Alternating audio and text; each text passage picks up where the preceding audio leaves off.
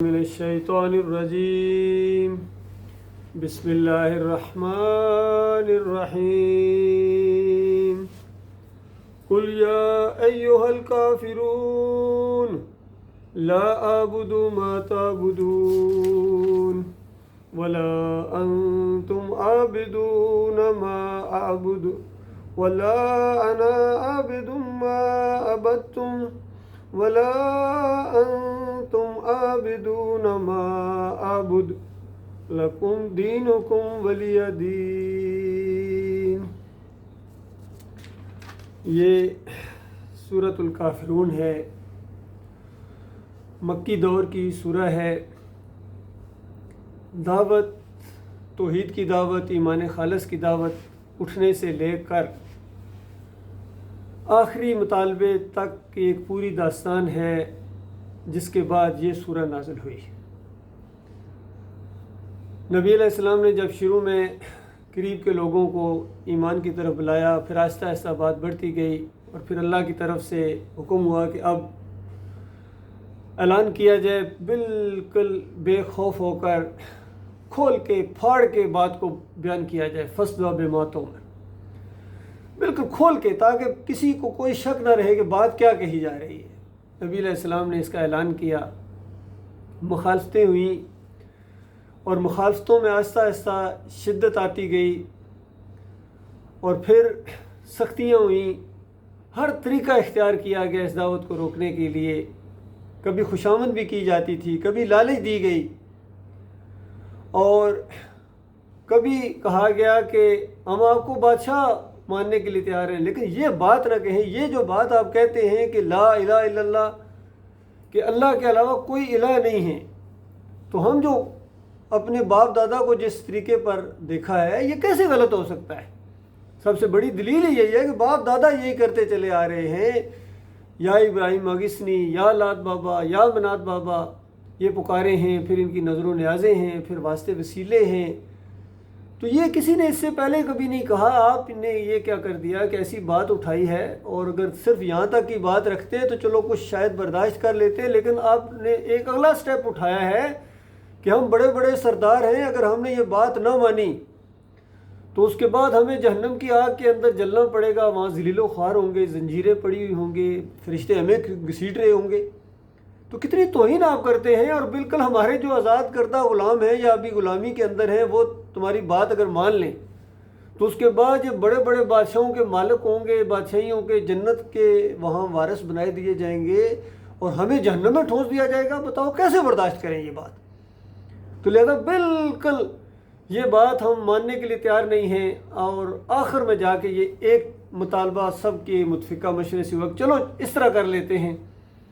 کہ پورا سال ہم اس طرح کریں گے جس طرح آپ کہتے ہیں،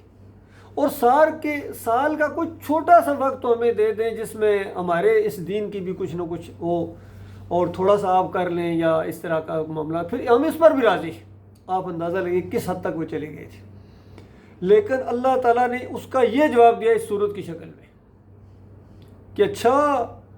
ابھی تک دل کی اندر کچھ آپ کو یہ امیدیں ہیں کہ میں تمہارے اس سسٹم کے اندر ایک لمحے کے لیے آ جاؤں گا؟ بالکل اعلان کر دو۔ نبی علیہ السلام کو کہا گیا، آپ اعلان کر دیں اس بات کا، قل یا ایھا الکافرون، کہو اے کافرو۔ یہ نہیں کہا گیا ہے محترم سردار صاحب، نہیں، اے کافرو، انکاریو، اللہ کو چھوڑ کر دوسروں کو پکارنے والوں، ابراہیم علیہ السلام کو غوث ماننے والوں، لات منات حبل کو مشکل کشا ماننے والوں، ان کی نظر و نیاز کرنے والوں، ان کے جھنڈے بلند کرنے والوں، ان کے عرس اور میلے کرنے والوں، ان کے واسطے اور وسیلے دینے والوں، اور یہ جو تم نے اپنا سسٹم بنایا ہوا ہے جتنا بھی ہے، بالکل ان کو اعلان کے ساتھ کہو کہ کافروں، منکرو، میں بالکل نہیں عبادت کرتا ہوں جن کی تم عبادت کرتے ہو۔ تم کرتے ہو، تم انبیاء کی عبادت کر رہے ہو، اولیاء اللہ کی عبادت کر رہے ہو، اپنے بزرگوں کی عبادت کر رہے ہو، خود اپنے نفس کی عبادت کر رہے ہو، معاشرے کے رسم و رواج ہیں، تمہاری مجبوریاں ہوں گی، تمہارے شوق ہوں گے، مشرکو کرتے رہو، آخر مجھ سے کیوں مطالبہ ہے؟ میں ہرگز ان کی عبادت کرنے والا نہیں ہوں۔ دل کی اور کان کی ساری کھڑکیاں کھول کے سن لو، اپنا وقت برباد کر رہے ہو، ابھی تک میرے سے یہ امیدیں لگا کے بیٹھے ہو، اور یہی انداز ابراہیم علیہ السلام نے اختیار کیا تھا کہ ابراہیم علیہ السلام نے کس انداز سے کہا کہ میرے رب نے مجھے راستہ دکھا دیا ہے، میں اب تمہاری طرف جھکنے والا نہیں، اس انداز سے۔ اور کہیں ابراہیم علیہ السلام کی وہ دعا نقل کی اللہ تعالیٰ نے کس شان کے ساتھ، ابراہیم علیہ السلام کہتے ہیں کہ میرا دوست اللہ ہے، اللہ میرا دوست ہے، کہ یہ اللہ خود کہتا ہے اللہ ولی الذین آمنوا، اللہ مومنوں کا دوست ہے، مومنوں کو اللہ تعالیٰ بہت زیادہ پسند کرتا ہے، ان مومنوں کو گمراہیوں سے نکال کر روشنیوں میں لاتا ہے، مالک اتنا مہربان ہے۔ اور ابراہیم علیہ السلام کہتے ہیں میرا دوست اللہ ہے جس نے مجھے پیدا کیا ہے۔ سنو میری دوستی اور دشمنی کے معیار کو دیکھو کہ میرا دوست وہ ہے جس نے مجھے پیدا کیا ہے اور جو مجھے کھلاتا ہے، مجھے پلاتا ہے، جو کچھ میں کھاتا ہوں، جو کچھ میں پیتا ہوں، یہ میرا مالک مجھے کھلاتا پلاتا ہے۔ اور جب میں بیمار ہو جاتا ہوں تو میرا مالک ایسا ہے کہ وہ مجھے شفا بخشتا ہے، اور میرا مالک ایسا ہے کہ جس کے ہاتھ میں میری زندگی ہے، میری موت اس کے ہاتھ میں ہے، وہ جب چاہے گا مارے گا، قیامت کے دن میرا مالک مجھے اٹھائے گا۔ اور مجھے اپنے مالک سے ایسی امیدیں ہیں کہ قیامت کے دن میں بھی بشر دنیا میں رہا ہوں، کتنی کوتاہیاں ہوئی ہیں، کتنی یہ معاملات ہو گئے ہیں، گناہ بھی ہوتے ہیں انسانوں سے، اللہ جس کو بچائے وہ بچتا ہے، ورنہ عام طور پر انسان بشر ہے، ہو جاتا ہے۔ تو میں اپنے مالک سے ایسی امیدیں لگائے بیٹھا ہوں کہ میرا مالک مجھے معاف کر دے گا، اور میرا مالک ہے، جنت اس کی ہے، جہنم وہ اس کی ہے، وہ خالق ہے، مالک ہے، اور میں اپنے مالک سے یہ امید رکھتا ہوں کہ وہ جنت نعیم کے وارثوں میں مجھے کرے گا۔ جس انداز سے ایک امیدیں لگا کے خوف اور طمع کے ساتھ اپنے مالک کو پکارنے کا یہ راستہ دکھایا ہے انبیاء نے، اور یہی طریقہ تمام انبیاء نے اختیار کیا، اور آخری نبی محمد صلی اللہ علیہ وسلم نے یہی انداز اختیار کیا۔ اور کیوں نہ کرتے جب اللہ کا حکم ہے، سورہ الممتحنہ کے اندر وہ درس آپ کے سامنے آ چکا ہے کہ اللہ تعالیٰ نبی علیہ السلام کو حکم دے رہا ہے اور صحابہ کرام کو حکم دے رہا ہے کہ ابراہیم علیہ السلام کا طریقہ اختیار کرو، ان کے ساتھیوں کا طریقہ اختیار کرو، جس طرح انہوں نے اپنی پوری قوم کو کہہ دیا تھا کہ ہم تم سے بالکل انا براء منکم ومما تعبدون من دون اللہ، ہم بالکل بیزاری کا اعلان کرتے ہیں تم سے اور جن کی تم بندگی کرتے ہو، جتنے تمہارے یہ مشکل کشا حاجت روا جو بھی شرک کا پورا نظام ہے تمہارا، بالکل بیزار ہیں، اور دل کے اندر سے اب تمہارے ساتھ ہماری دشمنی یاد رکھنا، بغض ہے جو اندر سے اٹھتا ہے۔ کبھی ہم سے کسی دوستی کی امید نہ رکھنا کہ ہم دل کے اندر سے تمہیں کوئی دوست سمجھتے ہیں، رشتہ دار ہوتا ہے جو کچھ بھی ہو، لیکن تم ہمارے مالک کے انکاری ہو، اس حق کے انکاری ہو، اس دعوت کے انکاری ہو، لہذا کبھی جگری دوست نہیں بن سکتے۔ اور ہمارے اور تمہارے درمیان ایک ایسی دشمنی پیدا ہو گئی ہے، حتیٰ تؤمنوا باللہ وحدہ، دیکھیں کیا شرط لگائی، حتیٰ تؤمنوا باللہ وحدہ۔ یہ کوئی ذاتی دشمنی نہیں ہے، یہ کوئی زر اور زمین کا معاملہ نہیں ہے، ہمارے کو ذاتی چیزیں نہیں ہیں، یہ تو ہمارے مالک کا معاملہ ہے۔ ہاں ہمارے مالک کے اوپر جس طرح ہم ایمان لائے ہیں، اگر تم بھی اللہ کے اوپر ایسا ایمان لے آؤ، اس کو اپنا اکیلا معبود مان لو، تو تم نے جو ہمارے ساتھ کوئی زیادتیاں کی ہم ان کو بھی معاف کر دیں گے، ہم تمہیں گلے لگا لیں گے، ایسے تمہیں ہم اپنا جگری دوست بنا لیں گے، اپنا جو ہے اپنا بھائی بنا لیں گے۔ کیوں؟ مالک کی وجہ سے، الحب للہ والبغض للہ۔ نبی علیہ السلام نے فرمایا جس کی حالت یہ ہو جائے کہ وہ اللہ کے لیے محبت کرے اور اللہ ہی کے لیے کسی سے دشمنی رکھے، اللہ ہی کے لیے مال دے یا اللہ کے لیے تبلیغ کرے، اور پھر برائیوں سے اللہ ہی کے لیے روکے، یا اپنا مال کسی کو اگر نہیں دے رہا ہے تو اللہ کی وجہ سے نہیں دے رہا ہے۔ کوئی معاملہ ہے، کتنے لوگ ہوتے ہیں شرک کی وجہ سے آپ سے مانگتے ہیں، انسان نے کہتا ہے نہیں دیتا ہوں تمہیں، کیوں؟ ہمارے مالک کی وجہ سے۔ تم شرک کے اڈے قائم کرو اور ہم سے چندہ مانگو، وہاں جا کے تم مزار قائم کرو، وہاں اگر مسجدوں کے نام سے بھی وہاں شرک اور کفر پھیلاؤ جا کے، اور میرے سے یہ امید رکھتے ہو کہ میں وہاں ایک فلس ڈالوں گا، ایک روپیہ ڈالوں گا، ایک پیسہ ڈالوں گا شرک اور کفر کے نظام کے اندر، اس کو تقویت دینے کے لیے میں تمہارے ساتھ تعاون کروں گا، ہرگز نہیں ہو سکتا، ہرگز نہیں ہو سکتا ہے۔ تو یہ چار چیزیں جس کے اندر آ جائیں وہ ایمان کی حلاوت محسوس کرے گا۔ نبی علیہ السلام نے فرمایا تو ہمیں سارے انبیاء سے محبت ہے اپنے مالک کی وجہ سے،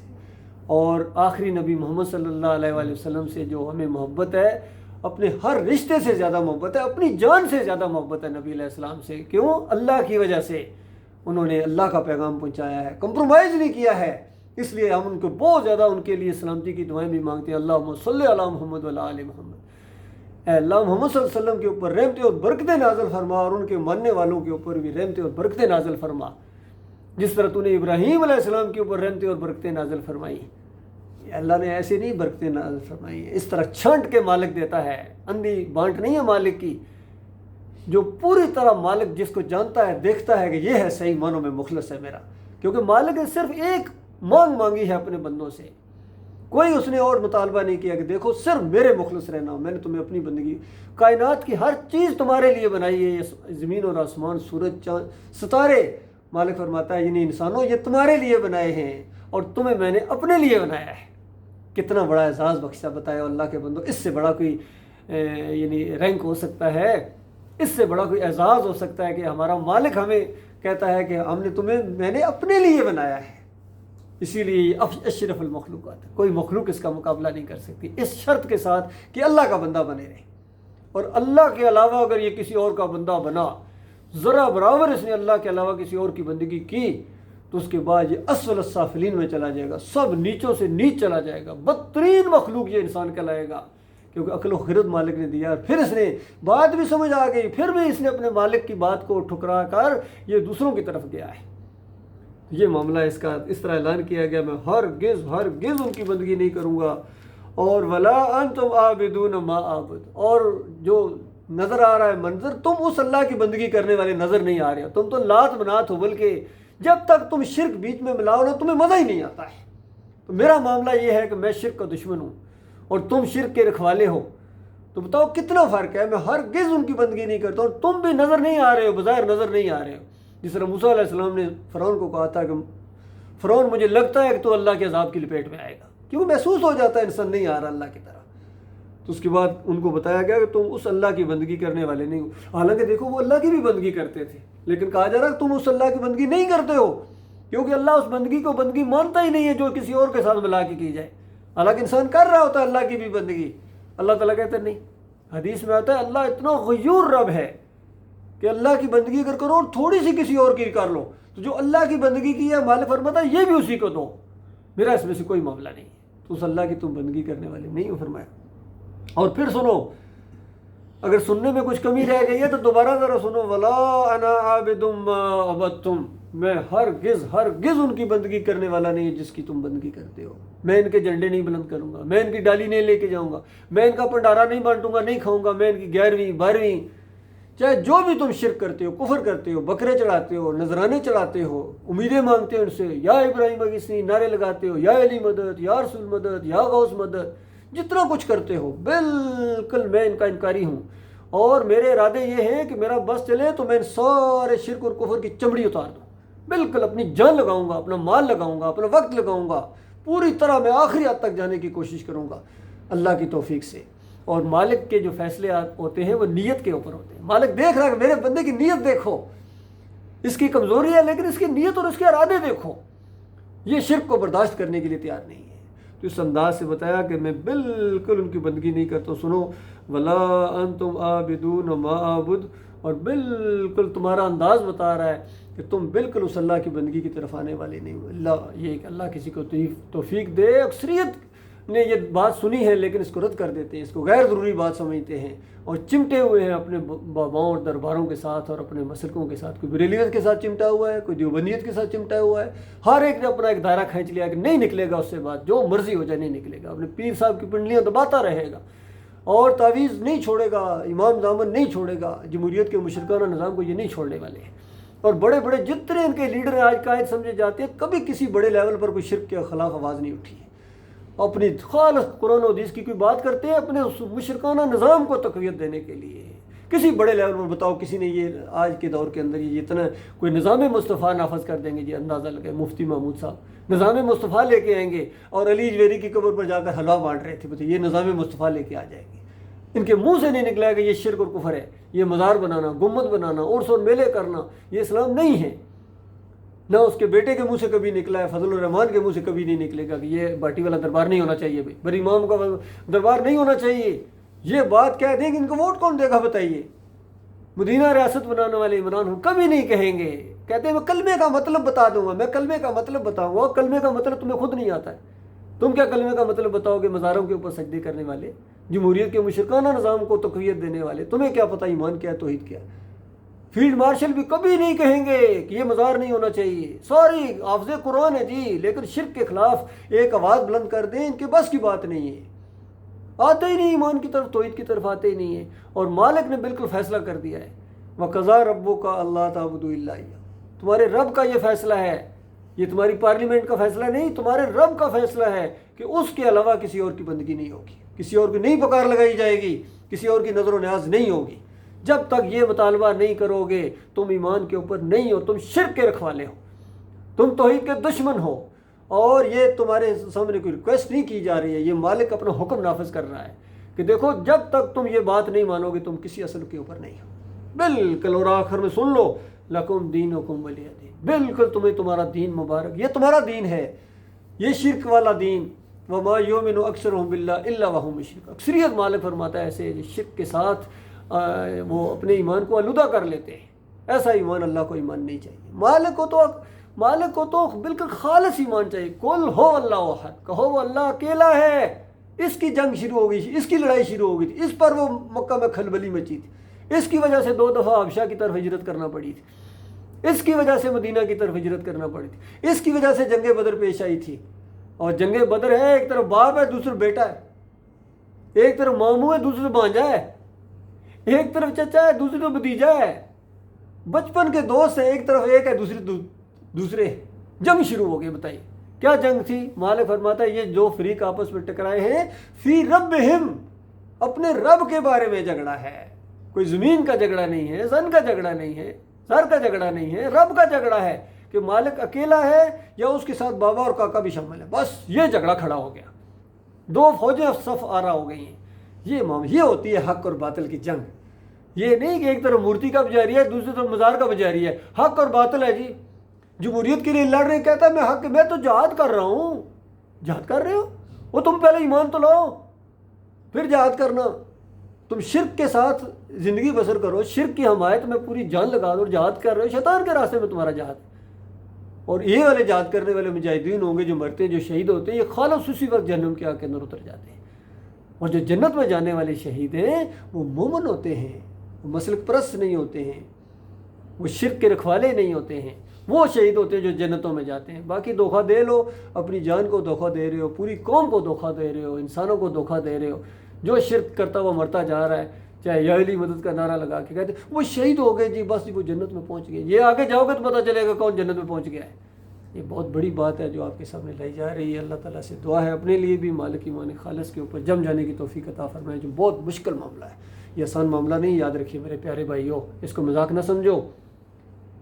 یہ دنیا کا مشکل ترین کام ہے، مشکل ترین، اس سے مشکل کوئی کام نہیں ہے ایمان خالص کو اختیار کرنا اور اس کے اوپر جماع اختیار کرنا اور پھر اس کی دعوت دینا، کفر و شرک کی آنکھوں میں آنکھیں ڈال کے ایسا اس کو للکارنا۔ یہ جوان مردوں کا کام ہے، یہ نامردوں کے بس کی بات نہیں ہے، یہ دوگلوں کے بس کی بات نہیں ہے، جو پھسے ہوں، جو ڈیلے ڈالے ہیں، ان کے بس کی بات نہیں۔ یاد رکھنا، میں ایک بڑے نقطے کی بات آج آپ کو بتا رہا ہوں میرے پیارے، جب تک چڑھائی نہیں کرو گے، جب تک کفر و شرک کے اوپر اٹیک نہیں کرو گے، آپ اس راستے میں نہیں کھڑے ہو سکتے ہیں۔ یہ حقیقت ہے، اور یہ انداز اختیار کیا تھا تمام انبیاء نے، بالکل یہ انداز ہے تمام انبیاء کا، صحابہ اکرام کا یہ انداز ہے، تب وہ قائم رہے تھے۔ خالد بن ولید کی زندگی تھے، وہ کس طرح ایسے نہیں نام پہ اٹیک کرتے تھے کفر و شرک کے اوپر، پیچھے پاؤں اٹھانا سوال ہی پیدا نہیں ہوتا۔ اور وہ تو خالد رضی اللہ عنہ کا نام تو مشہور ہو گیا، ورنہ کتنے اور ان کے ساتھی تھے، وہ اکیلے تھوڑے ہوتے تھے، ہزاروں کی تعداد جن کو نام ہی ہمیں نہیں پتہ ہے، سارے کے سارے انہوں نے اللہ کے راستے میں اپنی جوانیاں لگائی ہیں، اپنا مال لگایا، اپنی جان لگائی ہے، بڑے بڑے جنت کے درجات میں پہنچ گئے، ابھی جنت میں اڑ رہے ہیں، وہ مزے کر رہے ہیں۔ تو یہ انہی کا راستہ ہے جو ہم اللہ تعالیٰ سے مانگتے ہیں، یا اللہ اہدنا الصراط المستقیم صراط الذین انعمت علیہم، ان لوگوں کا راستہ جن پر تو نے انعام کیا ہے، یہ انعام ایسے نہیں ہوا ہے، ان کا راستہ آپ مانگ رہے ہیں اپنے مالک اور خالق سے۔ اور سورہ الممتحنہ کے اندر جہاں ابراہیم علیہ السلام کی وہ بات نقل ہوئی، ساتھ ہی اللہ نے کہا کہ دیکھو جس کو جنت چاہیے نا اس کو تو یہ راستہ اختیار کرنا پڑے گا۔ ہاں اگر جنت آپ کو نہیں چاہیے، دنیا چاہیے، پھر ٹھیک ہے نہ کرو، آپشن ہے تمہارے لیے، لیکن جس کو جنت چاہیے اور جس کو مالک کے ساتھ محبت ہے اس کو تو یہ راستہ اختیار کرنا پڑے گا۔ اور پھر مالک نے فرمایا نہیں کرو گے میں بے نیاز ہوں، مجھے تمہاری کیا پرواہ ہے، یہ تو تم اپنے فائدے کے لیے کر رہے ہو۔ یاد رکھنا اپنے فائدے کے لیے جو چیز بھی ہم کرتے ہیں، چاہے صلات پڑھیں، چاہے عمرہ کریں، چاہے حج کریں، چاہے زکوٰۃ دیں، چاہے خیرات کریں، چاہے والدین کی خدمت کریں، چاہے تبلیغ کریں، ایمان خالص کریں، شرک کا رد کریں، جو کچھ ہم کر رہے ہیں یاد رکھیے یہ اپنے بھلے کے لیے کر رہے ہیں، اور جو نہیں کر رہا ہے وہ اپنا نقصان کر رہا ہے۔ اللہ تعالیٰ غور و فکر کرنے کی توفیق عطا فرمائے۔ وقول قولی ھذا استغفر اللہ لی ولکم ولسائر المسلمین۔